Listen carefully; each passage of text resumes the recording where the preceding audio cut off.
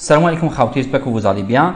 Donc vu que la dernière vidéo que j'ai déposée avait des problèmes avec le son, notamment sur les smartphones, donc j'ai décidé de d'enregistrer encore cette vidéo et je vais donner plus d'explications concernant l'approche divisée pour régner. Alors, je commence par un petit rappel. Donc, on a vu auparavant. Donc, voici les choses qu'on a utilisées déjà dans les exercices précédents. Donc, on a vu que la solution récursive, elle repose sur deux choses, le cas de base et le cas général. Concernant la condition utilisée dans le cas de base, elle correspond généralement au cas, ou alors la condition utilisée dans le cas d'arrêt de la solution itérative. D'accord? C'est la solution qui utilise la boucle. Donc, vous prenez la condition d'arrêt de la boucle et ça sera la condition qu'on utilise dans le cas de base lorsqu'on écrit la solution récursive. Bon, par exemple, pour un problème de vérification ou un problème de recherche dans lequel vous allez chercher une valeur, n'oubliez pas qu'il y a deux cas d'arrêt.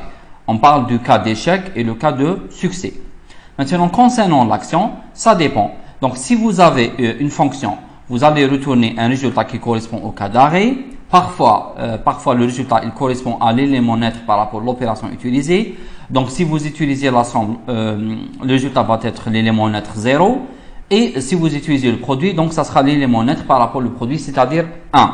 Maintenant, s'il s'agit d'une procédure, donc vous êtes dans l'un des deux cas. Soit vous allez faire un petit traitement qui correspond au cas d'arrêt, ou alors vous n'allez rien faire. Et je souligne sur vous n'allez rien faire parce que vous allez voir que, et vous avez vu dans la plupart des exercices dans lesquels on avait écrit des procédures, le cas de base, c'est un cas dans lequel on ne traite rien. Donc, rien à faire. Et c'est pas la peine de l'écrire. Passons maintenant au cas général. Pour le cas général, justement, bien sûr, la condition, c'est généralement la condition de répétition utilisée dans la solution itérative. Et concernant l'action, l'idée générale, c'est d'essayer à chaque fois de réduire la taille du problème à une taille plus petite.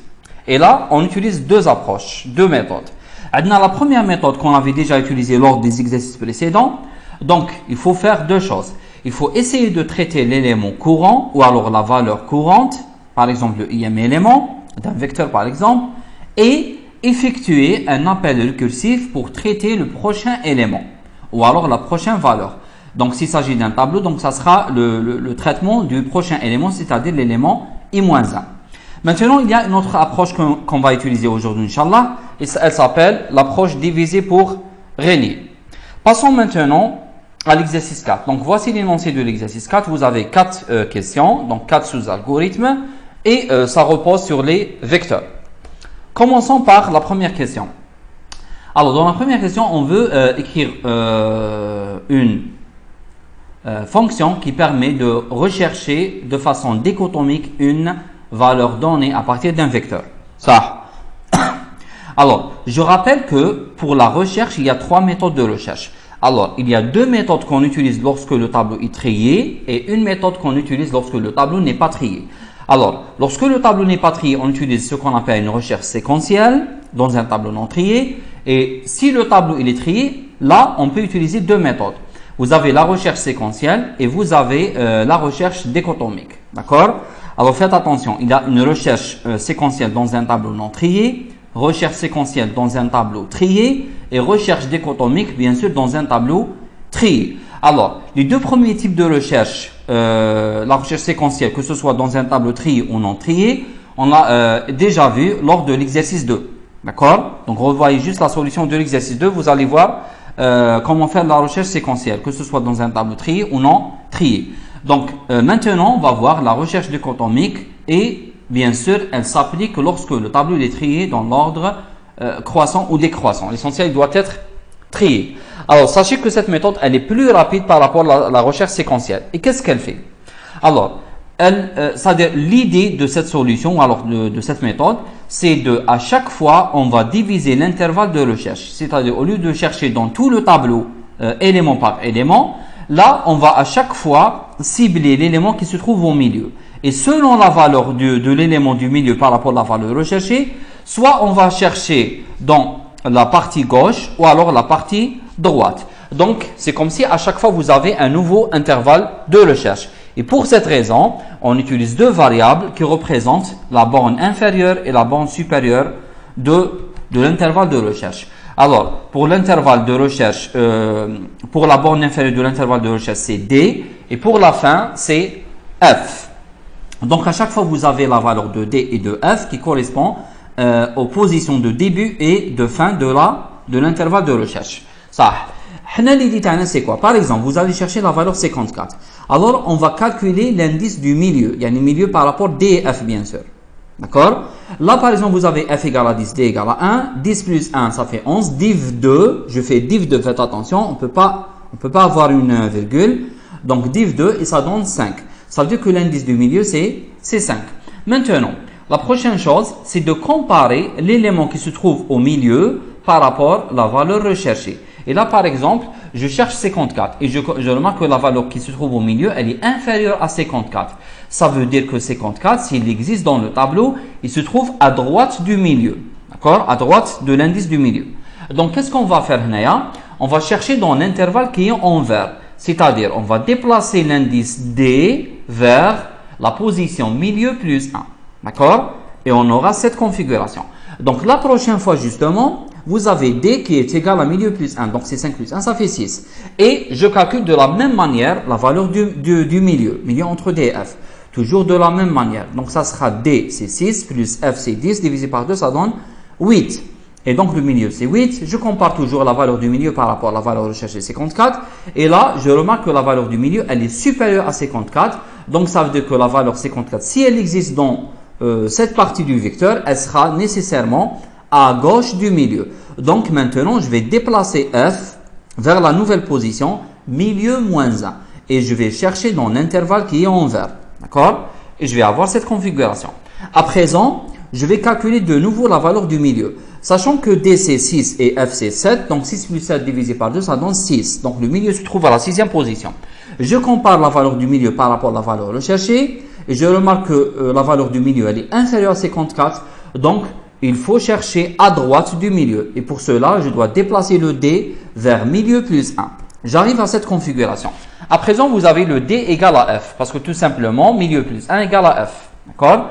Je calcule de nouveau la valeur du milieu. Donc, c'est D plus F divisé par 2. Et ça donne exactement la position 7. Maintenant, si je compare la valeur du milieu par rapport à la valeur recherchée, c'est la même valeur. Donc, je dis que j'ai bien trouvé la valeur. Maintenant, remarquez que combien d'étapes j'ai fait pour trouver la valeur. Il me fallait utiliser, passer par 4 étapes. Donc, j'ai divisé l'intervalle de recherche par 4. D'accord? Et j'ai trouvé de manière très rapide la valeur 54. Maintenant, si vous avez fait une recherche séquentielle à partir du début, par exemple, vous allez parcourir, c'est-à-dire vous allez sauter 6 éléments pour trouver la valeur recherchée qui se trouve à la 7e position. Encore pire, imaginez que l'élément se trouve à la fin du tableau. Donc, il faut parcourir tous les éléments du tableau pour trouver la valeur recherchée. Mais avec la recherche dichotomique, les choses passent de manière plus rapide et à chaque fois, on divise l'intervalle de recherche en 2, ce qui va réduire donc le nombre de traitements. D'accord? Ça. Maintenant, on va parler de la solution. Ça. Avant de parler de la solution, faites attention. Alors, ça, c'est un problème de recherche. Donc, il faut toujours penser à 3 choses. Soit vous êtes en cours de recherche, vous n'avez pas encore trouvé la valeur et vous n'avez pas terminé, ou alors vous avez trouvé la valeur, ou alors vous avez fait toute la recherche et vous n'avez pas pu trouver la valeur. Donc, si je trouve la valeur, donc c'est un cas de succès. Si je ne trouve pas la valeur, c'est un cas d'échec. Et si je suis en cours de recherche, donc c'est le cas général qui correspond au cas de récursivité. Maintenant, dans quel cas je peux arrêter à faire la décomposition des intervalles? Je vous donne un petit exemple. Alors, supposons que vous avez à un certain moment donné, vous avez la valeur de x qui ne se trouve pas dans l'intervalle, c'est-à-dire elle n'est pas incluse dans l'intervalle entre la valeur de début, c'est-à-dire t de d, et la dernière valeur de l'intervalle, c'est-à-dire t de f. Par exemple, vous avez la valeur de x qui est la valeur recherchée, soit elle est inférieure à t de d, ou alors supérieure à t de f. Maintenant, impossible de trouver x dans l'intervalle entre d et f. Donc, c'est pas la peine d'aller chercher ailleurs. وبالتالي, dans quel cas je continue de faire la recherche? C'est tant que je suis sûr et certain que la valeur de x, elle est incluse entre t de d et t de f. Et voici donc la solution itérative. Donc, remarquez très bien la boucle que j'ai utilisée. J'ai utilisé la boucle tant que. Et qu'est-ce qu'elle dit? Tout simplement, elle dit que tant que x est inclus ou alors compris entre t de d et t de f, je continue le travail. Donc, imagine maintenant que le x il est inclus dans, donc, supposons que le x il est, il est entre t de d et t de f.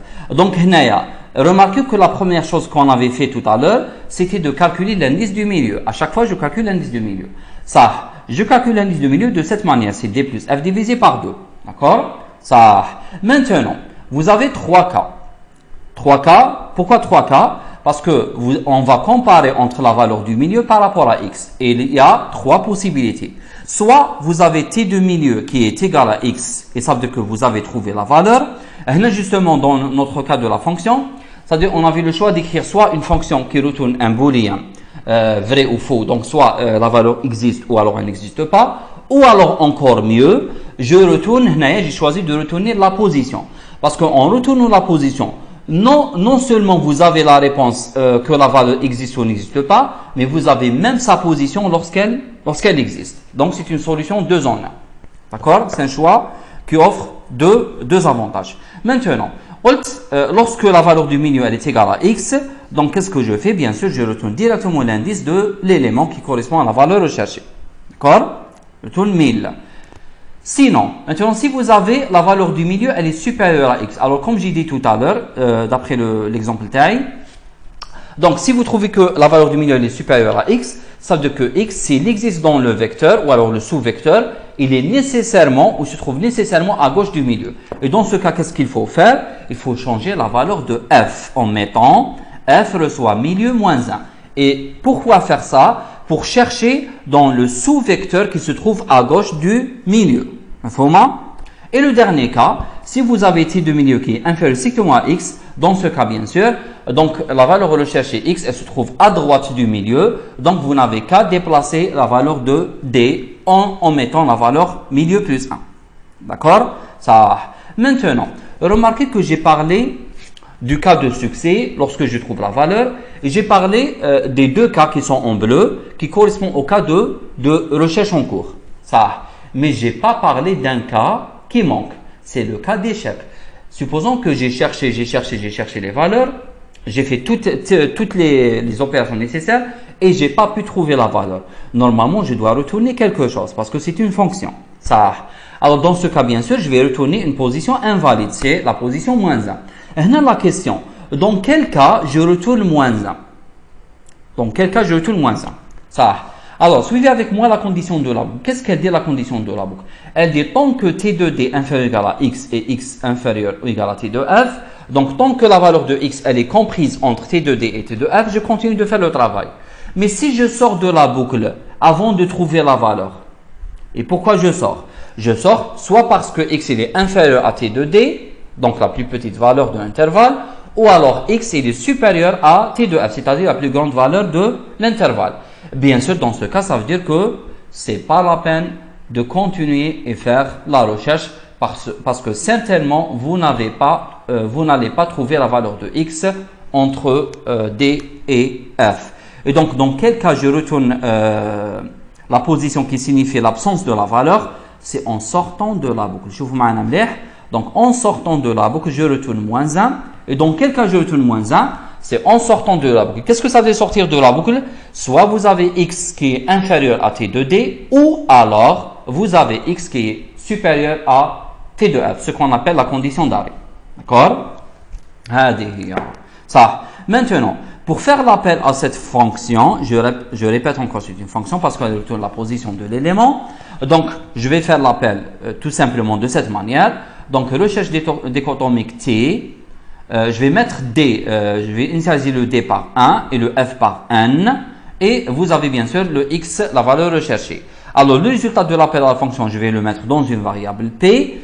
Mais souvenez-vous qu'à la fin de l'appel à la fonction, P va contenir soit la valeur moins 1 qui signifie l'absence de la valeur, ou alors il va contenir une valeur qui est supérieure à 0 qui correspond à l'indice ou alors la position de l'élément. Donc, c'est pour cette raison que j'ai fait le test. Donc, si P est supérieur à 0, alors écrire X existe à la position P. Sinon, écrire X n'existe pas. Ça. Maintenant, je viens d'écrire la solution itérative. Je vais passer à la solution récursive, mais tout d'abord, je vais discuter le cas d'arrêt. Alors, d'après vous, quelles sont c'est-à-dire les actions qui correspondent au cas d'arrêt? Les actions qui correspondent au cas d'arrêt. Faites attention, lorsque vous faites la recherche, vous avez deux cas qui correspondent au cas d'arrêt.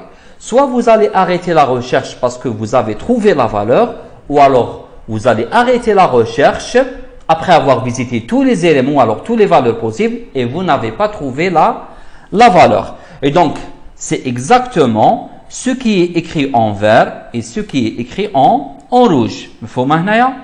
Ça. Maintenant, c'est quoi exactement la condition d'arrêt? C'est quoi la condition d'arrêt? Ça. La condition d'arrêt, c'est l'inverse de la condition qui est utilisée dans la boucle tant que. D'accord? C'est l'inverse de la condition utilisée dans la boucle tant que. Parce que la condition utilisée dans la boucle tant que, c'est une condition de répétition. Et là, je veux la condition d'arrêt. Donc, en passant à la solution récursive, je vais écrire la condition d'arrêt. Si x inférieur à t de d ou alors x supérieur à t de f, ça correspond au premier cas de base. C'est lorsque je ne trouve pas l'élément, j'ai pas pu trouver l'élément, donc je vais retourner moins 1. Maintenant, sinon, ça veut dire que vous êtes dans la boucle. Vous êtes encore dans la boucle et vous êtes en cours de recherche. Ça. D'après la solution itérative, la première chose à faire, c'était de calculer le milieu. Et remarquez la solution récursive, la même chose. Je commence par calculer l'indice du milieu. D'accord? Et là, vous avez trois cas. C'est exactement les trois cas qu'on avait vus lors de la solution itérative. Ça, si je trouve la valeur du milieu, elle est égale à x, ça veut dire que j'ai trouvé la valeur, donc je vais retourner l'indice de l'élément, donc 1000. Sinon, vous avez une chose nouvelle. Ça, si vous avez maintenant l'élément qui se trouve au milieu qui est supérieur à x, ça veut dire que vous allez chercher dans le sous-intervalle qui se trouve à gauche du milieu. Et pour cette raison, il faut changer la valeur de f en mettant une valeur milieu moins 1. Et comment faire ça justement? On va chercher dans l'intervalle df, de d jusqu'à f. J'ai trouvé que la valeur du milieu est supérieure à x. Donc je vais lancer encore une recherche dichotomique, de façon récursive bien sûr. Et je vais donner maintenant la même valeur de d, mais je vais changer la valeur de f en mettant milieu moins 1. Et donc je vous mets l'appel comment il se fait. Retourner, recherche dichotomique t, d comme il est, mais je vais changer la valeur de f en lui attribuant la valeur milieu moins 1 et je laisse le x. Maintenant, sinon, c'est l'inverse. Donc, vous allez chercher dans la partie droite du milieu et pour cette raison, pour cela, il faut changer la valeur de d en mettant milieu plus 1 et en laissant le f tel qu'il est. Donc, voici l'appel récursif, comment il se fait. Donc, retourner, recherche dichotomique t, milieu plus 1, la valeur de d, et f, et la valeur recherchée x. Alors, si vous allez voir dans la solution récursive, vous allez voir tous les cas. Donc, vous avez la condition, vous avez l'action qui correspond au cas d'échec, qui est en rouge. Vous avez l'action qui correspond au cas de succès, qui est en vert. Et vous avez les actions qui présentent en fait le cas général. D'accord? C'est lorsque on est en cours de recherche et elle se fait bien sûr de manière récursive. D'accord? Et je crois que c'est simple.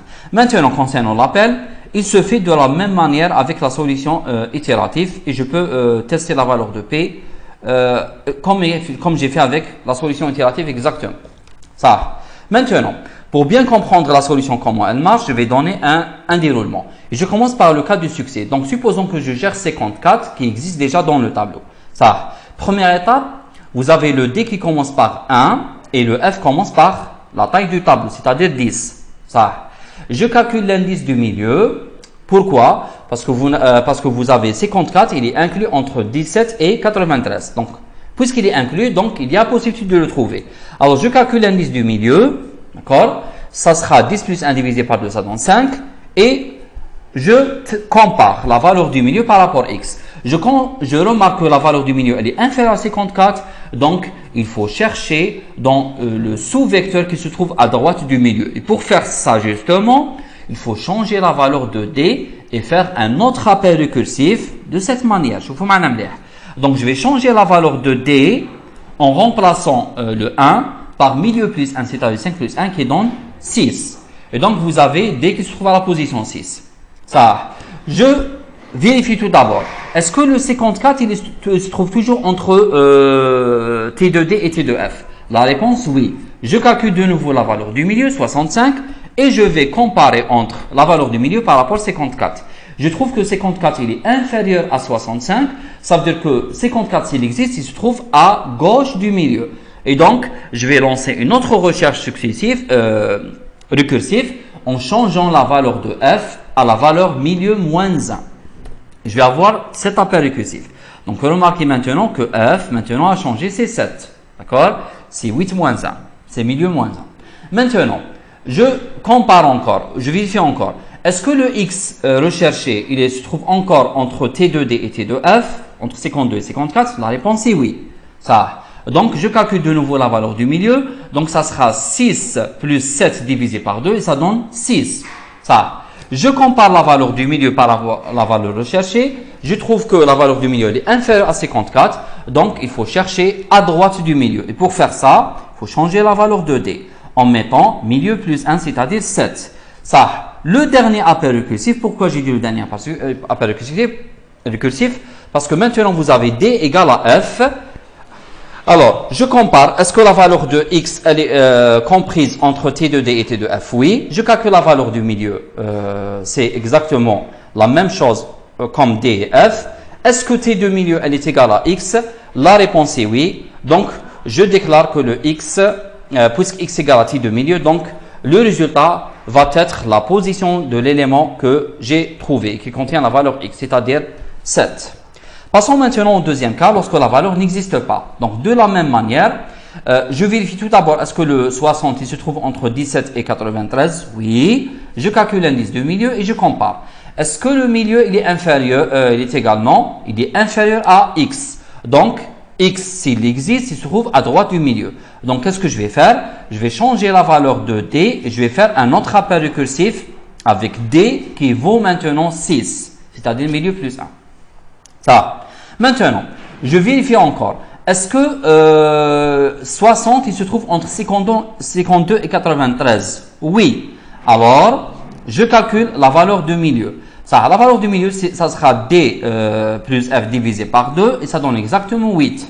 Maintenant, je compare la valeur du milieu. 65, elle est supérieure à 60, ça veut dire que je vais chercher dans le sous-vecteur qui se trouve à gauche du milieu. Pour faire ça, je vais faire un autre appel récursif en changeant la valeur de F à la valeur milieu moins 1, c'est-à-dire 7. Maintenant, vous avez un nouveau intervalle. Je vous montre le nouveau intervalle. Là, vous avez 52, 54. C'est un sous-vecteur qui contient deux éléments. Est-ce que le 60, il se trouve dans l'intervalle? Est-ce qu'il est, c'est-à-dire,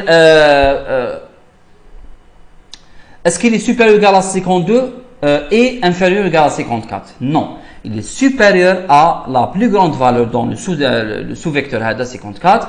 Donc, impossible de trouver la valeur x et c'est pas la peine de continuer et faire la division et ainsi de suite. D'accord?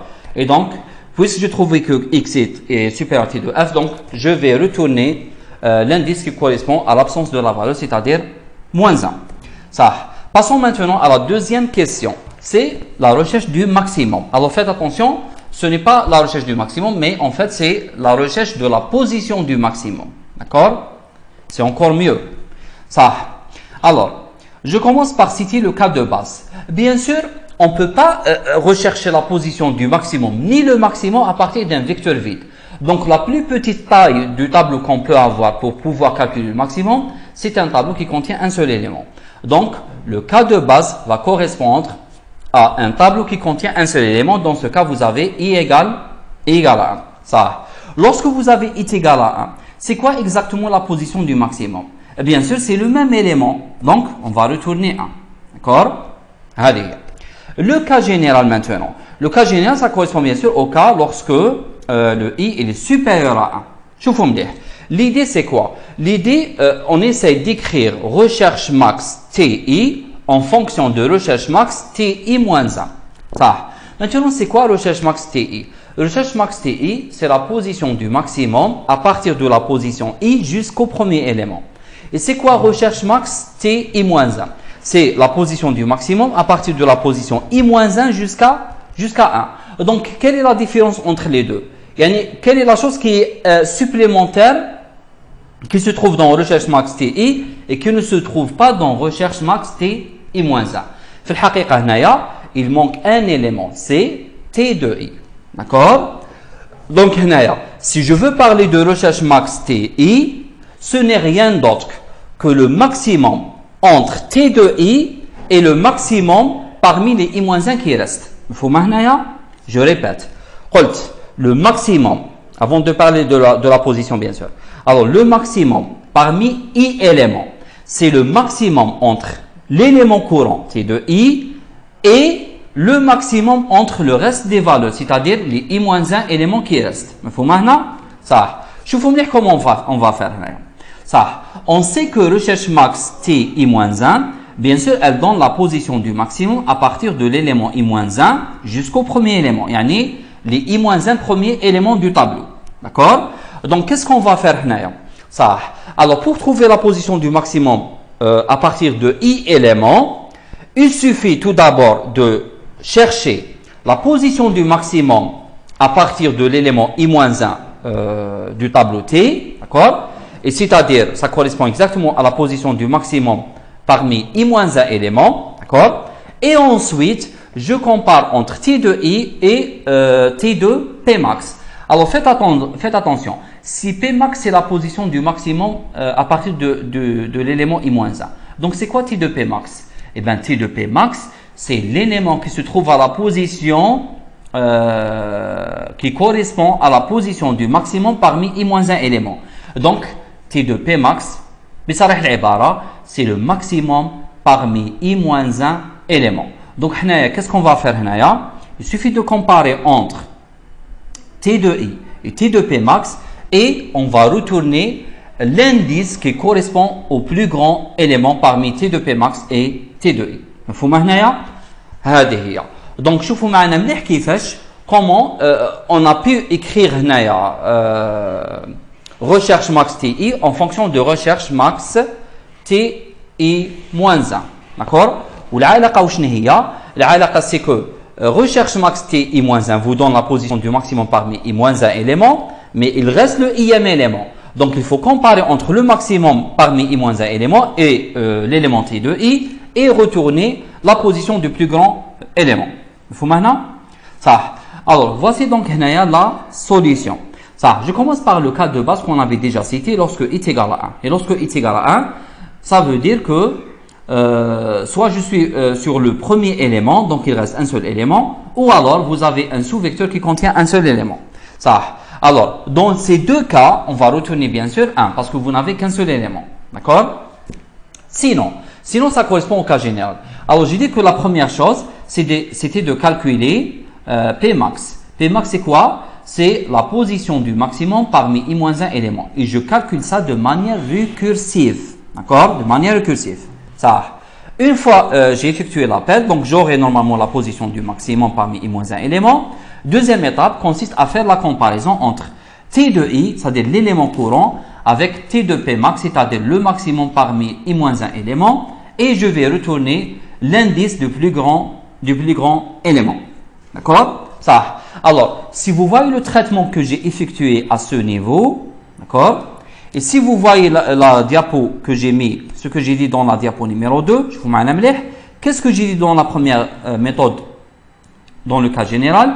J'ai dit qu'il faut traiter l'élément courant et effectuer un appel récursif pour traiter le prochain élément. Ça. Alors, je reviens à notre solution.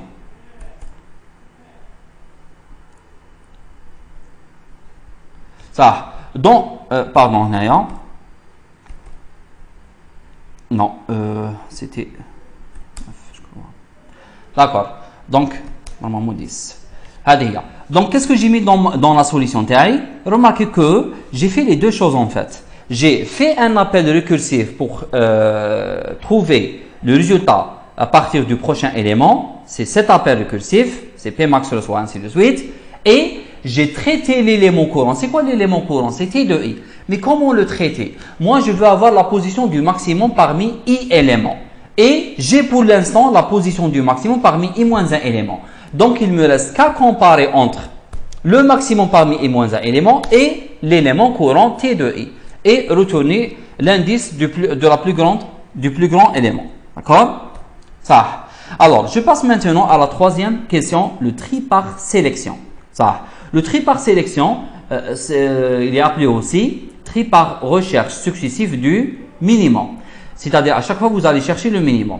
Mais on peut aussi dire qu'à chaque fois, je peux calculer le maximum au lieu du minimum. Ça. Alors, faites attention, je rappelle toujours que de préférence, lorsque vous travaillez avec la récursivité, on travaille toujours de manière descendante. C'est-à-dire, je commence par le dernier élément et je descends jusqu'au premier.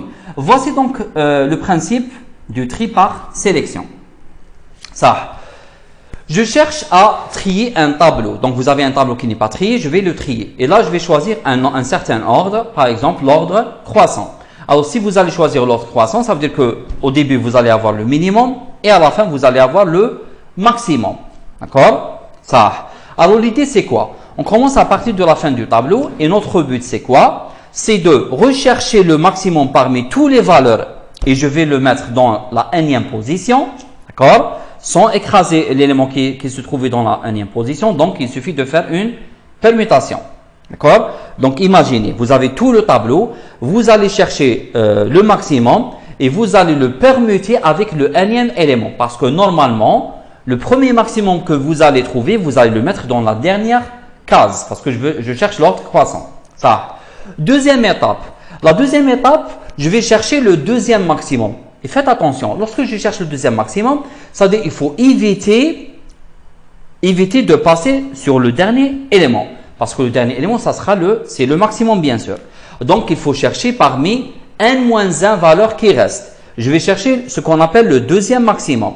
Et si je trouve ce deuxième maximum, je vais le permuter avec l'avant-dernier élément, c'est-à-dire celui qui se trouve à la position n-1. Et à chaque fois, je vais faire la même chose.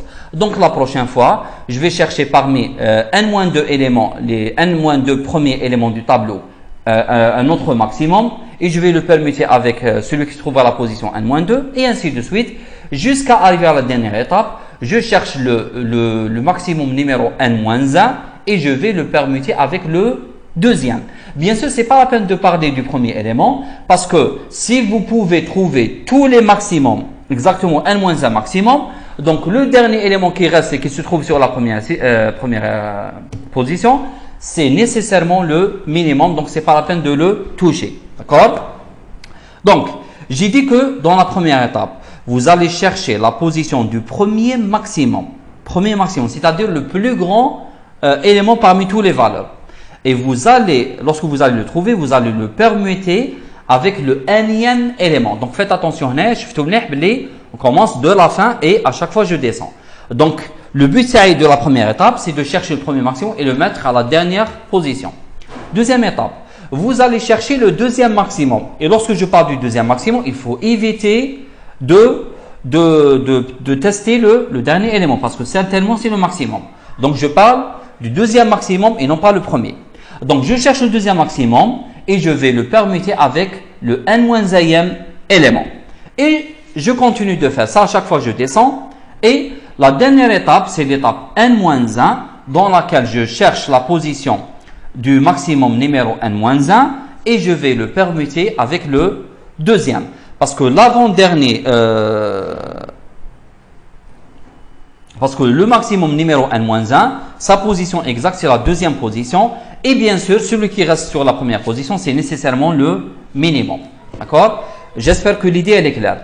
Alors, si vous avez remarqué maintenant le principe, j'ai mentionné des choses en bleu et j'ai mentionné des choses en rouge. C'est-à-dire que vous avez deux étapes en fin de compte. Donc, il y a deux étapes qui vont se répéter en plusieurs, ils vont se répéter une fois. D'accord? Dans une boucle. Ça. Alors, je commence par donner la solution itérative. Et vous allez voir avec moi que vous allez avoir une partie qui va s'écrire en bleu, qui va correspondre à l'étape rechercher la position d'un certain maximum. Donc, de façon générale, c'est le IM maximum. D'accord? Et vous avez, juste après ça, une autre étape en rouge qui correspond à la permutation entre le IM maximum avec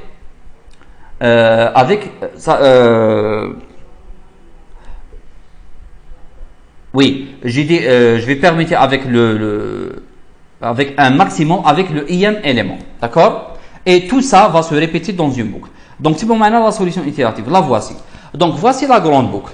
Ça, si vous avez bien vu la boucle Hadia, vous avez pour I, il commence de 1 jusqu'à 2, pas moins 1 faire. C'est quoi exactement le I? En fait, le I, c'est la position des maximums qu'on va chercher. Donc, premier maximum que je vais chercher, je vais le mettre dans la position I égale à N. Deuxième maximum, je vais le mettre dans la position I égale à N-1. Le prochain maximum, troisième maximum, je vais le mettre dans la position N-2. Et ainsi de suite. Jusqu'à arriver au maximum numéro N-1.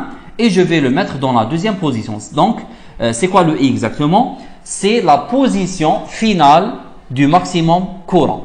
Donc, lorsque vous allez trouver la position du maximum, vous allez permuter ce maximum avec le IM élément. Vous maintenant? Ça. Donc, je commence par l'étape qui était en bleu, c'est-à-dire rechercher l'indice du maximum à partir du IM élément jusqu'au premier. Donc, du IM élément jusqu'au premier. Ça. Pour faire cela justement, je suppose que la position du maximum c'est I et je rappelle que je travaille de manière descendante. Donc, si vous avez I éléments dans lesquels je veux chercher la position du maximum, donc je suppose que le IM, c'est-à-dire la position I correspond à la position du maximum. Et ensuite, j'utilise une autre boucle pour chercher s'il y a un autre élément qui se trouve avant la position I, dont la valeur elle est supérieure à la valeur du maximum. Et lorsque je parle du maximum, c'est T2 Pmax. Alors, rappelez-vous. Si vous avez Pmax qui correspond à la position du maximum, donc T2 Pmax, c'est le maximum bien sûr. Donc, si j'arrive à trouver un élément T2J qui est supérieur, donc plus grand par rapport au maximum T2 Pmax, alors je vais changer la position du maximum en mettant la valeur J. Donc, cette boucle, elle va me permettre d'avoir la position du maximum parmi I éléments. Et lorsque je termine, je passe à la deuxième étape. Donc, deuxième étape, vous allez permuter entre T2P max, c'est-à-dire le maximum que vous avez trouvé, avec le IM élément. Avec le IM élément. Parce qu'on avait dit tout à l'heure que le maximum doit se trouver dans une position précise. Ça, c'est la position I. C'est-à-dire que I commence par 1 et descend jusqu'à 2. Maintenant, bien sûr, l'étape qui était en bleu, on cherchait en réalité la position du maximum. Mais supposons que la position du maximum, elle est égale à I. Et dans l'étape qui est en rouge, je vais permuter entre T2I et T2P max. Yani entre le maximum et le IM élément. Donc, si vous avez la même position, yani P max égale à I, est-ce que ça a un intérêt de faire la permutation entre T2I et T2P max? Non. Donc, c'est pour ça qu'on a ajouté cette condition. Donc, si I différent de P max, on va faire la permutation. Mais si vous avez I qui est égal à P max, ça veut dire que c'est le même élément, on ne va pas faire la permutation. La même chose s'ils avaient les mêmes valeurs. D'accord? Donc, soit ils avaient les mêmes valeurs ou alors des positions, les mêmes positions. Ce n'est pas la peine de faire la permutation. Mais si vous avez des positions différentes ou alors des valeurs différentes, c'est la même chose, vous allez faire la permutation de cette manière, de telle sorte à mettre le maximum courant dans la position exacte, c'est-à-dire la position I. Je rappelle encore que I représente à chaque fois la position réelle du maximum courant. Faut maintenant ça. Alors, j'espère que la solution itérative elle était claire. Maintenant, on va passer à la solution récursive. Ça. Avant de passer à la solution récursive, je vais penser tout d'abord au cas de base. D'après vous, est-ce qu'il y a ce qu'on appelle un cas de base dans ce cas? Ça. Le cas de base, bien sûr, on ne peut pas avoir un tableau vide. Donc, le plus petit tableau qu'on peut avoir, c'est lorsque le tableau contient un seul élément. Et lorsque le tableau contient un seul élément, est-ce qu'il y a un tri à faire ou alors une opération à faire pour trier le tableau? Non. Un tableau qui contient un seul élément, il est par hypothèse, c'est un tableau trié, donc on ne fait rien. Et c'est pour cette raison que dans la solution récursive, le cas de base, c'est lorsque i est égal à 1, ne rien faire. Parce que le tableau contient un seul élément, donc il n'y a ni permutation ni rien à faire. Donc c'est pas la peine, même pas de traiter le cas de base. Donc on va traiter seulement le cas général lorsque i est supérieur à 1. Ça. Pour voir ce qu'on va faire dans le cas général, je vous montre encore la solution itérative. En réalité, il y avait 3 étapes. Voici la première étape, dans laquelle je cherche la position du maximum. Et voici la deuxième étape, dans laquelle je vais faire la permutation. D'après vous, où se trouve la troisième étape? Vous allez chercher un certain maximum d'une certaine étape. Ensuite, vous allez le permuter. Ensuite, il y a une troisième étape. C'est en réalité la boucle. Parce que qu'est-ce qu'elle fait la boucle? La boucle, elle va vous permettre de passer à la prochaine case. Yani de changer la valeur de i et faire i-1, de telle sorte à passer vers la prochaine case dans laquelle je vais chercher un autre maximum et je vais mettre ce maximum dans cette nouvelle position de i. Donc, la boucle qui est en vert, c'est la boucle qui va nous permettre de passer d'une étape à une autre. D'accord? Et vous allez voir comment on va représenter la boucle de façon récursive. Ça, dans la solution récursive, comme j'ai dit, vous allez commencer par la première étape qui est en bleu. Première étape qui est en bleu. D'accord? Alors, l'étape qui est en bleu, vous allez chercher la position du maximum parmi i éléments. Mais rappelez-vous, tout à l'heure, on avait déjà écrit une fonction qui nous permet d'avoir la position du maximum parmi i éléments. C'est la fonction recherche max. Donc, on va se servir, donc on va utiliser la fonction qu'on avait écrite tout à l'heure pour trouver la position du maximum parmi i éléments. D'accord? Par la suite, vous passez à l'étape qui est en rouge. Vous allez faire la permutation, mais rappelez-vous, on fait la permutation sauf si, seulement si, les deux positions sont différentes, i et p max. Donc, s'ils sont différentes, on va faire la permutation comme on a fait avec la solution récursive. Et maintenant, la chose qui va nous permettre de passer à la prochaine étape, et ce qui va représenter justement l'effet de la boucle qui était en vert, c'est l'appel récursif. Actuellement, je viens de trouver la position du maximum parmi i éléments et j'ai mis le maximum dans la position i. Donc, il me reste qu'à faire le même travail pour le prochain élément, c'est-à-dire l'élément i-1. Et pour faire le même travail, donc je vais faire un appel récursif à notre procédure tri-sélection en mettant t, i-1 comme paramètre. Maintenant, la prochaine fois, il va chercher la position du maximum à partir de la position i-1 et il va permuter entre le maximum parmi les i-1 éléments qui restent avec l'élément qui se trouve à la position i-1. Et ainsi de suite se fait l'appel récursif jusqu'à atteindre le premier élément. Et lorsqu'on atteint la position i est égal à 1, on ne fait rien. Et voici donc l'appel de la procédure tri-sélection. Donc tn comme paramètre, c'est-à-dire le i commence par n. Ça. Maintenant, on va passer à la nouvelle approche qu'on va voir maintenant. Il y a l'approche diviser pour régner. On va la voir et on va l'utiliser dans deux questions de l'exercice 4. La question 2, recherche max, et la question 4, tri par fusion. D'accord? Qu'on n'a pas encore vu. Alors, qu'est-ce qu'elle dit cette approche? Donc, cette approche, elle est divisée en 3 étapes, qui sont l'étape diviser, régner, et ensuite combiner. Tout d'abord, diviser pour régner, c'est en arabe فرق تسد. فرق تسد. Ça. Donc, au départ, vous avez un problème global, un gros problème qui est un peu difficile à résoudre. D'accord? Qu'est-ce qu'on va faire? On va essayer de diviser ce gros problème en plusieurs sous-problèmes. Donc, plusieurs parties de problème, de taille bien sûr plus petite. D'accord? C'est-à-dire, au lieu d'avoir un élément, je vais diviser, par exemple, le tableau TRI en plusieurs parties.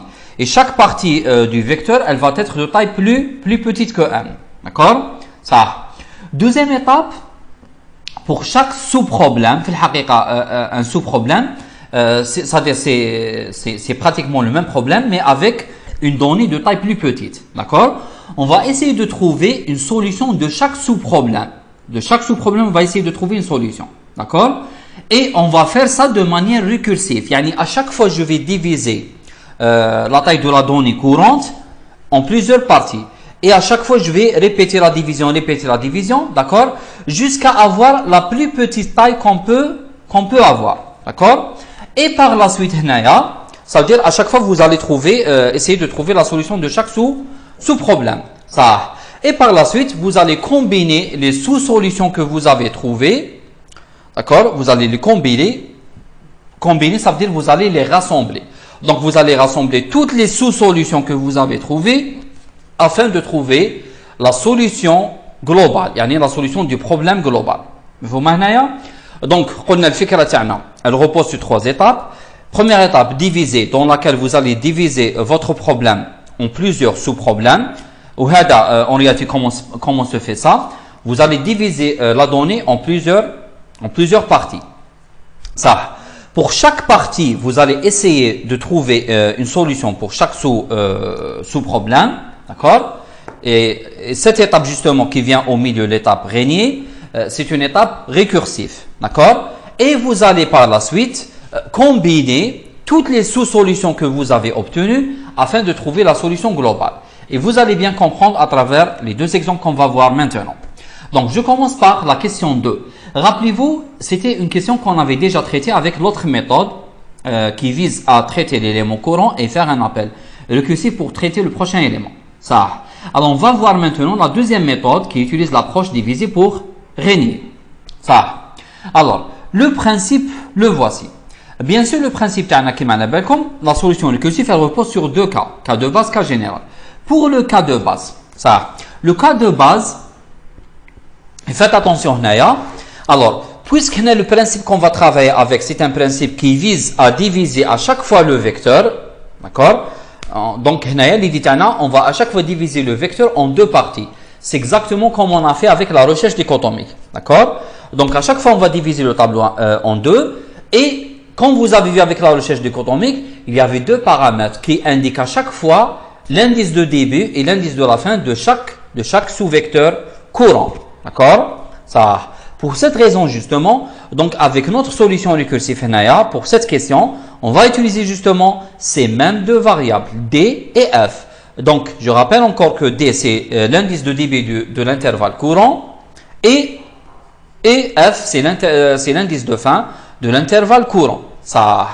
Alors, dans quel cas vous pouvez facilement trouver la position du maximum? Rappelez-vous de la première solution qu'on avait utilisée. On a dit dans la première solution, si vous vous rappelez bien, si i égale à 1. Qu'est-ce que ça veut dire i égale à 1? I égale à 1, ça veut dire que vous avez un vecteur qui contient un seul élément. D'accord? Ou alors vous êtes arrivé sur le premier élément, c'est-à-dire le dernier élément qu'on va traiter, parce qu'on traite de manière descendante. Du dernier jusqu'au premier. Ça. Alors, comment indiquer que nous sommes dans le cas où on a un seul élément en parlant des 2 variables D et F? Que doivent être les valeurs de D et F pour savoir qu'on est dans un sous-vecteur qui contient un seul élément? Bien sûr, la réponse elle est très claire. C'est lorsque vous avez D égale à F. Donc, le cas de base se pose lorsque le sous-vecteur T de D jusqu'à F, position de début jusqu'à la position de fin, ce sous-vecteur contient un seul élément, c'est-à-dire D égale F. Et dans ce cas, lorsque D est égal à F, quel est le résultat qu'on doit retourner? Quel est le résultat qu'on doit retourner? Maintenant, vous avez, imaginez, vous avez un sous-vecteur qui commence de la position D jusqu'à la position F, sachant que D égale à F. D'accord? Donc, quelle est la position du maximum dans ce cas? C'est exactement la position D, ou alors la position F, puisqu'ils sont égaux. D'accord?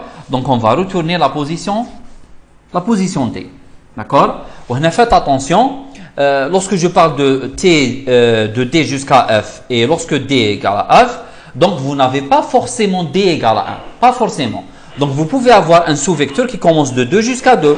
Un sous-vecteur qui commence de 3 jusqu'à 3. L'essentiel, l'indice de début, c'est l'indice de la fin. Maintenant, pour le cas général, le cas général, bien sûr, se pose lorsque D il est inférieur strictement à F. Donc vous avez un sous-vecteur qui contient au moins deux éléments. Ça. Vous allez voir les trois étapes de l'approche divisée pour régner. Ça. Je vous rappelle juste les couleurs que j'ai utilisées. Pour la première étape divisée, j'ai utilisé la couleur orange. Pour la deuxième étape régner, dans laquelle j'ai essayé de trouver la solution de chaque sous-problème, j'ai utilisé la couleur bleue. Et pour la dernière étape qui combine les solutions, j'ai utilisé la couleur rouge. D'accord? Parce que je vais écrire c'est-à-dire la méthode de façon générale en utilisant les mêmes couleurs. Je vous mets un ça. Alors, première étape, c'est diviser. Alors, comme j'ai dit précédemment, je dois diviser le problème en plusieurs sous-problèmes. Là, on a choisi de diviser le tableau en deux parties. Et pour faire ça, on va utiliser l'astuce qu'on avait utilisée lorsqu'on a fait la recherche dichotomique. C'est-à-dire, on calcule la valeur d'une certaine variable m qui représente l'indice du milieu entre d et f. D'accord? Donc, m, c'est d plus f div 2. Ça. De cette manière, vous avez calculé le m. Alors, faites attention. Ce m, justement, va vous permettre de diviser le sous-vecteur de d jusqu'à f en deux parties. Quelles sont les deux parties? C'est le sous-vecteur de d jusqu'à m et le deuxième sous-vecteur de m plus 1 jusqu'à f. D'accord? Ça. À ce niveau, vient la deuxième étape. Et qu'est-ce que j'ai dit la deuxième étape, Alors, la deuxième étape, c'était l'étape qui était en bleu. Dans cette étape, il faut chercher la solution du sous-problème posé. Et puisque maintenant, vous avez deux sous-problèmes, vous avez le sous-vecteur de d jusqu'à m et de m plus 1 jusqu'à f. Donc, pour trouver la solution du premier sous-problème, consiste à trouver la position du maximum à partir du premier sous-vecteur qui commence de d jusqu'à m. Et cette étape, justement, elle se fait de manière récursive. Donc, je vais calculer K1. C'est la position du maximum à partir du sous-vecteur de d jusqu'à m. Ensuite, vient la deuxième étape. Je vais faire de même et je vais calculer K2 qui représente la position du maximum à partir du deuxième sous-vecteur t de m plus 1 jusqu'à f. Alors, ces deux étapes que j'ai écrites en bleu, ce sont des étapes représentées de manière récursive. D'accord? Donc, sachez qu'à chaque fois, je vais diviser le sous-vecteur en deux. À chaque fois, je divise le sous-vecteur en deux jusqu'à atteindre un cas où j'ai d qui est égal à f et dans ce cas, je retourne d. Alors, vous allez comprendre tout à l'heure lorsque je vais faire le déroulement.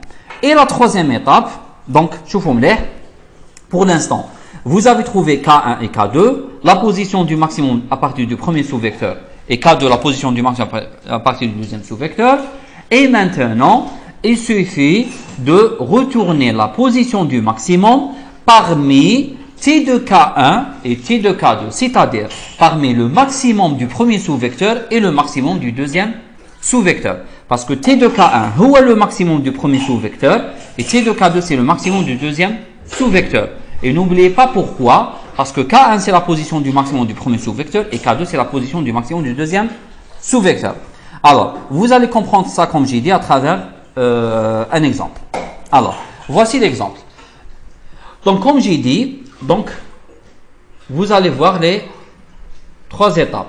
Donc, première étape, comme j'ai dit, à chaque fois, vous allez diviser le sous-vecteur courant en deux. Donc, au départ, vous allez commencer par tout le vecteur.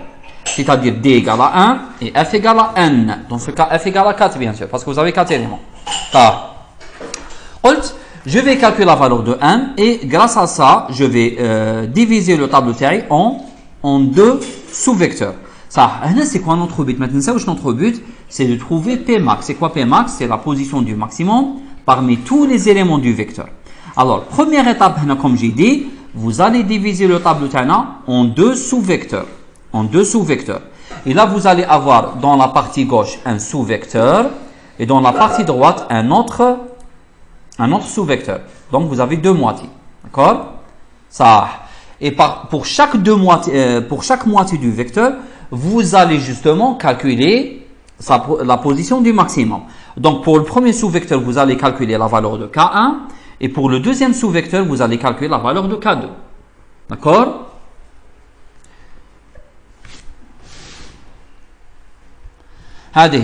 Alors, Et rappelez-vous que ça, ce sont deux appels récursifs. Pour calculer K1, c'est un appel récursif et pour calculer K2, c'est un autre appel récursif. Donc, l'appel récursif, la première chose qu'il va la faire, il va diviser chaque sous-vecteur en deux. Donc, il va diviser le sous-vecteur 5, 8 en deux sous-vecteurs 5 tout seul et 8 tout seul. Et même le sous-vecteur indice en deux parties, 1 et 10, de manière séparée. Ça. Et là, justement, le but, c'est quoi? C'est de calculer maintenant, K1 et ensuite K2. C'est quoi K1? K1, c'est la position du maximum à partir du premier sous-vecteur qui contient uniquement le 5. Et K2, c'est la position du maximum à partir du deuxième sous-vecteur qui contient uniquement le 8. D'accord? Ça.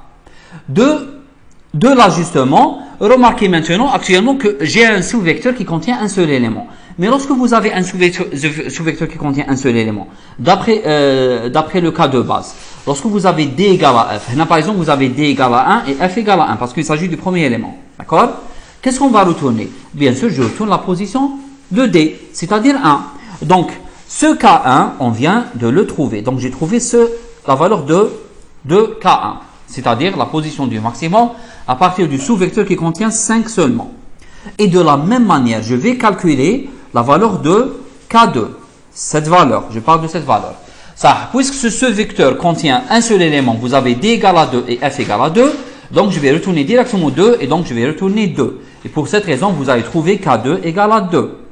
D'accord? Ça, la même chose va se passer concernant le deuxième sous-vecteur qui se trouve à droite. Donc, vous devez calculer la valeur de K1 et la valeur de K2. Donc, K1, c'est la position du maximum à partir du premier sous-vecteur qui contient seulement le 1. Et K2, c'est la position du maximum à partir du deuxième sous-vecteur qui contient uniquement le 10. Et puisqu'ici, on a atteint un sous-vecteur qui contient un seul élément, dans le premier cas de ce sous-vecteur, vous avez un seul élément, D égale à 3 et F égale à 3. Donc, vous allez retourner directement la position de D, c'est-à-dire 3. Et de cette manière, vous avez calculé K1 qui vaut 3. D'accord? Alors, maintenant, ce K1, ce n'est pas ce K1. Faites attention, ils sont différents. Faites attention. C'est vrai qu'ils portent le même nom, mais ce sont deux variables différentes. D'accord? Ça. Maintenant, alors j'ai calculé la valeur de K1. Passons maintenant au deuxième sous-vecteur qui contient le 10. Et puisqu'il contient toujours un seul élément, D égale à F est égal à 4. Donc, je vais retourner D, c'est-à-dire 4. Et j'obtiens K2 égale à 4. شوفوا معنا مليح. هنا c'est comme si maintenant vous arrivez à trouver la solution de chaque sous-problème. Parce que vous avez atteint le cas de base. Le cas de base, donc vous avez maintenant la solution. Ça, à partir de là, maintenant, on va commencer, on commence à faire le retour. D'accord? Le retour. Donc, vous avez la position du maximum de chaque sous-vecteur qui contient un seul élément. À partir de cette valeur de K1 et cette valeur de K2, je peux calculer la valeur de K1 qui est en bleu. D'accord? Et comment faire ça justement? Alors, je fais la combinaison. Ça, comment faire? Donc, je compare entre T de K1 et T de K2. Donc, T de K1, c'est T de 1 et T de K2, c'est T de 2. Donc, le plus grand, bien sûr, c'est T de 2. Donc, je retourne quoi? Je retourne le plus grand. Et le plus grand, c'est quoi, bien sûr? C'est 2. Donc, vous obtenez K1 qui était en bleu, qu'on ignorait sa valeur au départ. Et sa valeur finale, elle est 2. Donc, c'est quoi cette valeur de K1 maintenant? Ce n'est rien d'autre que la position du maximum à partir du sous-vecteur qui contient 5 et 8. Il faut maintenant 5 et 8.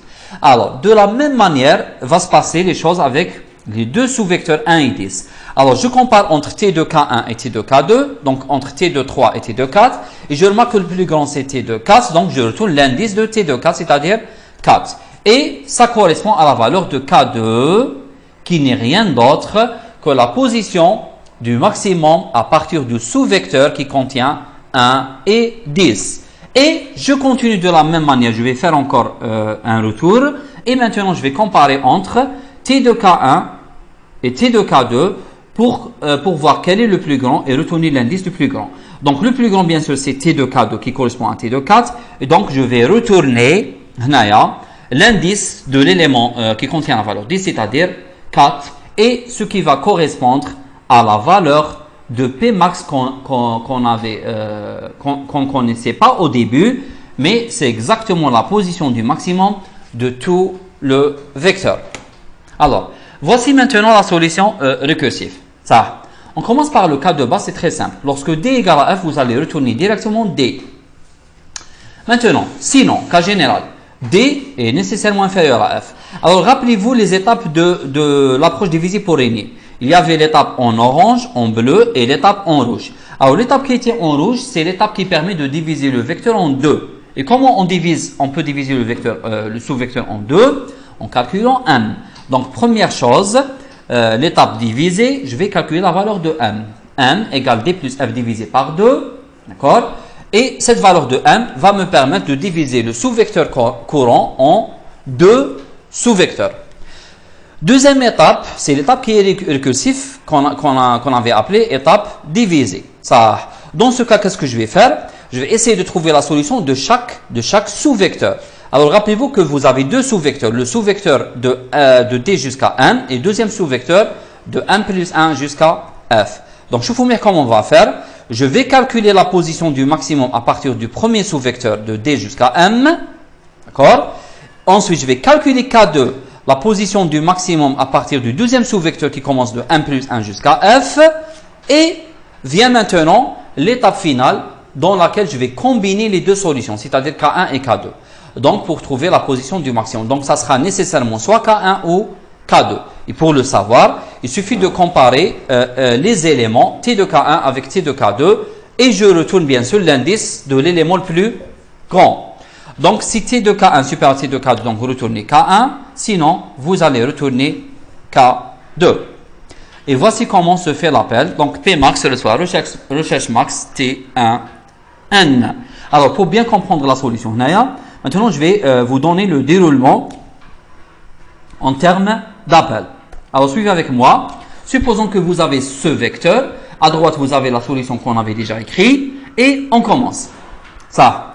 Premier appel qui va s'effectuer, c'est l'appel qui va nous permettre d'avoir la position du maximum de tous les vecteurs. C'est-à-dire d égale à 1, f égale à 4. Ça.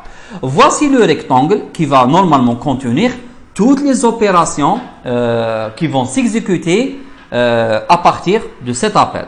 D'accord? Alors, les opérations, bien sûr, qui sont relatives à cet appel, vous allez les trouver alignées à gauche. Ça.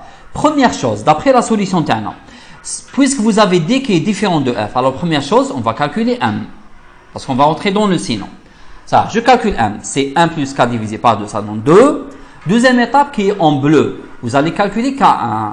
Mais comment calculer K1? C'est un appel récursif. Faites attention. Donc, c'est un appel récursif. Recherche max T. D, on commence de 1 jusqu'à F égale à M.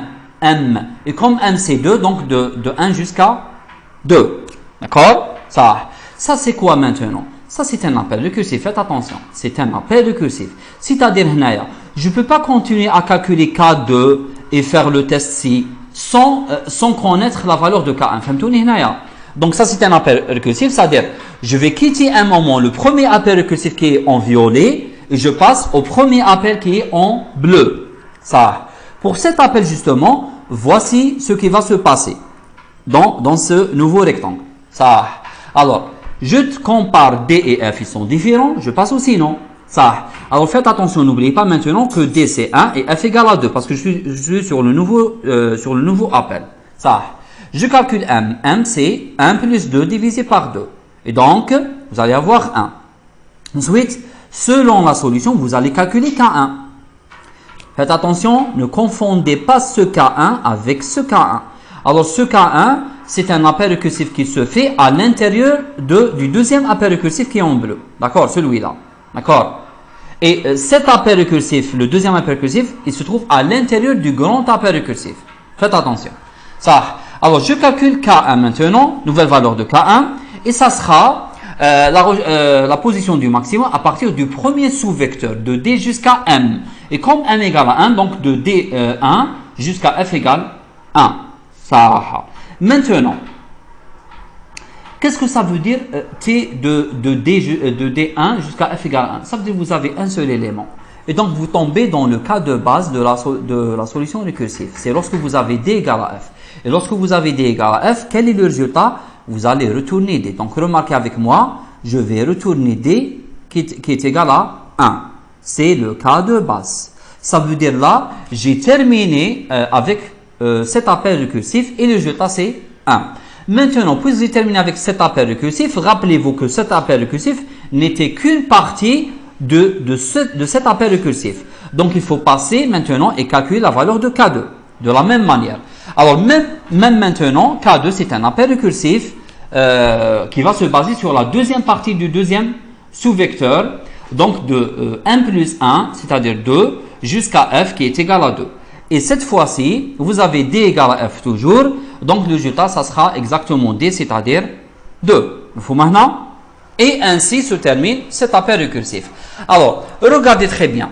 Si vous prenez cet appel récursif, qu'est-ce que je viens de faire? J'ai fait cette action et cette action. Qu'est-ce qu'il me reste maintenant? Il reste l'action qui est en rouge. C'est la combinaison des solutions.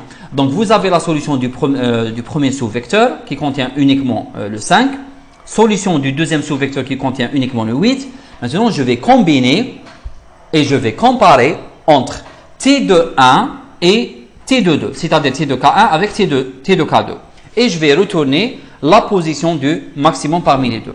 Alors, T de 1 c'est 5, T de 2 c'est 8. Le plus grand, bien sûr, c'est T de 2. Donc, je vais retourner l'indice du maximum, c'est-à-dire 2. Et à ce moment, j'obtiens ce 2. Donc, c'est quoi exactement ce 2 maintenant? 2, c'est la position du maximum à partir du sous-vecteur qui commence de 1 jusqu'à 2. Je vous l'appelle. De 1 jusqu'à 2. Et à partir du deux premiers éléments du vecteur, la position du maximum, c'est quoi? C'est 2.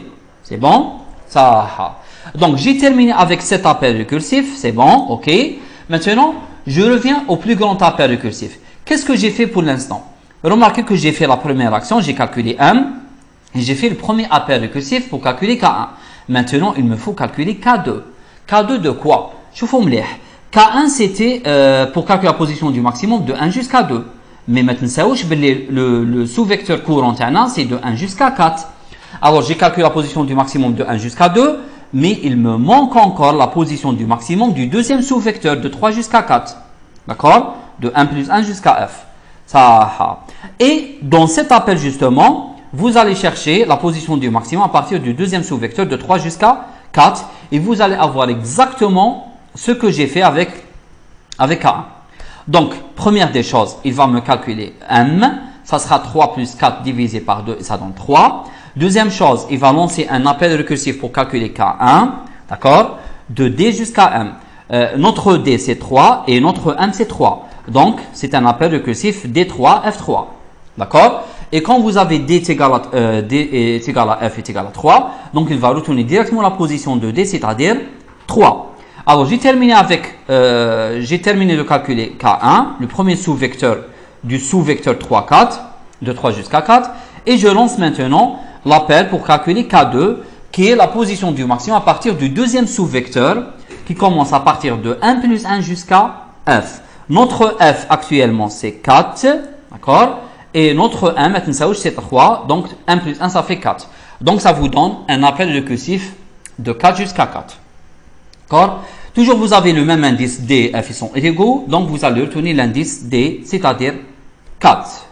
Ça. Arrivons à ce stade. Donc, vous venez d'avoir la position du maximum de chaque sous-vecteur, du sous-vecteur de 3 jusqu'à 4. Qu'est-ce qui reste? Il reste la dernière étape qui permet de combiner les deux solutions. Donc, vous allez comparer entre T de K1, c'est-à-dire T de 3, avec T de K2, c'est-à-dire T de 4, et vous allez retenir la position du maximum. Et dans ce cas, ça sera la position 4.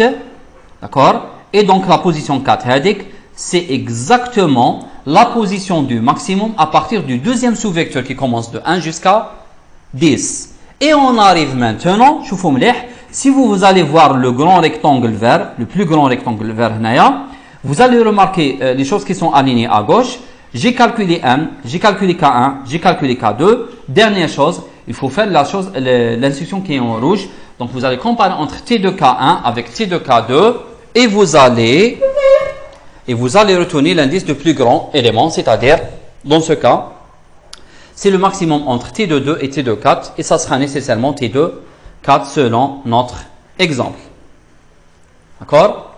Ça. Alors, avec la position la plus grande, bien sûr, ça correspond à la valeur de P max. C'est la position du maximum dans tout le vecteur. Alors, j'espère qu'avec ce déroulement, c'est clair. Alors, je vous conseille de refaire encore le déroulement pour que vous puissiez voir les choses de façon plus claire. Alors, passons maintenant à la dernière question de l'exercice 4, le tri par fusion. Ça, le tri par fusion, comme le nom, son nom l'indique, c'est une méthode de tri, d'accord, que vous allez la voir normalement en deuxième année, Inch'Allah, mais elle repose bien sûr sur un principe récursif et plus précisément le principe divisé pour régner. Et comme le nom l'indique, elle utilise la fusion pour faire le tri. Ça. Alors, commençons par donner le principe. Le principe, bien sûr, repose sur deux choses, le cas de base et le cas général. Alors, le cas de base. Concernant le cas de base, bien sûr, c'est lorsque vous avez un vecteur qui contient un seul élément. Et, je rappelle encore, puisque vous travaillez avec le principe divisé pour régner, là aussi, on va diviser à chaque fois le sous-vecteur en deux et on va faire un certain traitement. Ça. Donc, le cas de base, c'est lorsque vous avez un sous-vecteur qui contient un seul élément. Et si vous avez vu la solution comme on a fait avec la recherche max, c'est lorsque D égale à F. Donc, lorsque D égale à F, ça veut dire quoi? Ça veut dire que vous avez un sous-vecteur qui contient un seul élément. D'après vous, est-ce qu'il y a quelque chose à faire concernant le tri? Non. Donc, lorsque vous avez un sous-vecteur qui contient un seul élément, il n'y a pas une chose à faire. Donc, on ne fait rien. D'accord? Donc, là, ça veut dire que dans ce cas, c'est une procédure dans laquelle le cas de base ne figure pas, n'existe pas. On passe maintenant au cas général. Et voici donc l'astuce. Vous allez voir qu'il y a beaucoup de ressemblances avec la solution précédente de recherche max. Première chose, on va essayer de diviser le tableau en deux. Bien sûr, c'est lorsque D égale à F, bien sûr.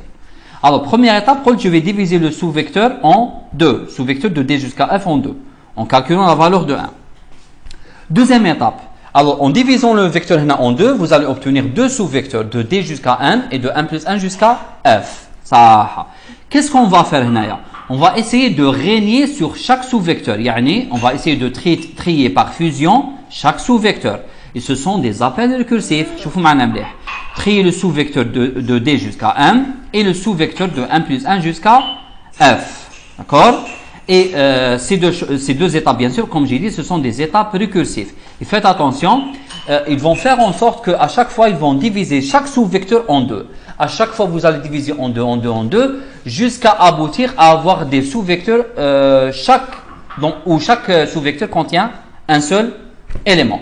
Alors, maintenant, imaginez que vous avez le premier sous-vecteur qui est déjà trié, de D jusqu'à 1.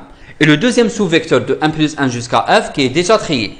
Alors, qu'est-ce qu'on va faire? On va faire la chose que vous connaissez normalement et que vous avez vu lors du premier semestre, c'est-à-dire la fusion. Donc, lorsqu'on a deux vecteurs qui sont triés dans l'ordre croissant, on peut les rassembler, on peut les fusionner, c'est-à-dire les mettre ensemble dans un seul vecteur, d'accord, et de manière ordonnée, d'accord? On appelle ça la fusion. Alors, je rappelle que la fusion Hadia, vous l'avez déjà vu lors du premier semestre, sauf que cette fois-ci, on va fusionner deux sous-vecteurs du même vecteur. D'accord? Ça. Alors, vous allez comprendre avec l'exemple que je vais donner maintenant. C'est bon? Alors, je rappelle que la première étape, c'est l'étape divisée. L'étape 2 et l'étape 3, c'est l'étape régner sur chaque sous-problème, parce que vous avez deux sous-problèmes, donc deux sous-vecteurs. Et troisième étape, c'est l'étape qui permet de combiner les solutions. Donc, vous avez deux vecteurs triés, vous allez les combiner, vous allez les rassembler, les fusionner pour avoir un vecteur de D jusqu'à F trié dans l'ordre croissant. Ça, voici l'exemple. Donc, qu'est-ce qu'on va faire comme j'ai dit? Donc, à chaque fois, vous allez découper ou alors diviser le vecteur en deux parties. Comme on a 7 éléments, donc c'est clair que je dois le diviser de manière non équilibrée. Donc, par exemple, première partie, 3 éléments, deuxième partie, 4 éléments. Ça, à chaque fois que vous avez un sous-vecteur qui contient plus d'un élément, vous allez encore le diviser en deux. Donc, chaque sous-vecteur va être divisé en deux. Et je continue de faire ça jusqu'à avoir tous les sous-vecteurs, chacun avec un seul élément. Là, je commence la fusion. Alors là, je commence la fusion. Je vous montre la fusion. La fusion, vous allez prendre chaque couple de sous-vecteurs et vous allez les fusionner. Ça. Premier couple que je vois d'après mon exemple, c'est le couple 7 avec 3. Alors, je vais essayer de considérer le sous-vecteur 7 et le sous-vecteur 3. Et je vais les fusionner. Les fusionner, je vais les rassembler de telle sorte à avoir un sous-vecteur et qui contient les deux valeurs. Donc, vous allez avoir 3, 7. La même chose avec ces deux sous-vecteurs, 9 et 1. Vous obtenez normalement 1, 9. Et vous allez fusionner entre 2 et 5 et vous obtenez 2, 5. Bien sûr, le 4, comme il est seul, il n'a pas un coéquipier, donc je ne peux pas le traiter maintenant. Je vais le laisser après. Ça. Donc, j'obtiens cette configuration. Ça. Prochaine étape, vous allez fusionner entre ces deux sous-vecteurs et ces deux sous-vecteurs. Et vous allez avoir ça. Je vous montre. Donc, 3, 4, 7 et deuxième sous-vecteur, 1, 2, 5, 9. Et la dernière étape, vous allez fusionner entre ces deux sous-vecteurs que vous avez maintenant et vous allez avoir un vecteur trié dans l'ordre croissant. Ça. Passons maintenant à la solution. Alors, pour la solution, bien sûr, c'est une procédure parce que le résultat, c'est un tableau, toujours transmis par variable et vous avez deux variables qui m'indiquent à chaque fois la position de début et la position de fin de chaque sous-vecteur, du sous-vecteur courant, df. Ça. Alors, je rappelle qu'il n'y a pas de cas de base parce que lorsque le tableau contient un seul élément, je ne fais rien. Donc, si D inférieur à F, on parle du cas général, première des choses, il faut diviser le tableau en deux en calculant M. Donc, M, c'est D plus F divisé par 2. Ensuite, je vous montre la deuxième étape, c'est-à-dire régner sur chaque problème. Ou je mets régner sur chaque problème. Maintenant, trouver le résultat de chaque sous-vecteur. Ça. Qu'est-ce que ça veut dire trouver le résultat de chaque sous-vecteur? Notre but, c'est quoi? C'est tri par fusion. Donc, vous allez faire le tri par fusion du premier sous-vecteur et le tri par fusion du deuxième sous-vecteur. Et comment faire ça? Avec des appels récursifs. Donc, tri par fusion T de D jusqu'à M, premier sous-vecteur. Et ensuite, tri par fusion T de 1 plus 1 jusqu'à F. Et bien sûr, cet appel récursif, il va faire son travail. Là, on va considérer, on va supposer que maintenant, le sous-vecteur de D jusqu'à M, il est trié dans l'ordre croissant. Et le deuxième sous-vecteur de 1 plus 1 jusqu'à F, il est trié encore dans l'ordre croissant. Donc, il me reste qu'à combiner les deux sous-vecteurs et les rassembler en utilisant la fusion. Donc, là, je vais faire appel à une fonction que je vais écrire par la suite, que je vais appeler fusion. Et cette fonction, elle va faire la fusion entre les deux sous-vecteurs de D jusqu'à M et de 1 plus 1 jusqu'à F. Voici comment se fait bien sûr l'appel à cette fonction, à cette procédure. Donc, tri par fusion T, de la position D1 jusqu'à la position F qui commence par N. D'accord? Et voici maintenant la procédure fusion qui permet de fusionner deux sous-vecteurs du même vecteur T. D'accord? Donc, concernant les paramètres, vous avez D et F et vous avez bien sûr l'indice N qui me permet de voir comment on peut diviser le vecteur en deux. Ça.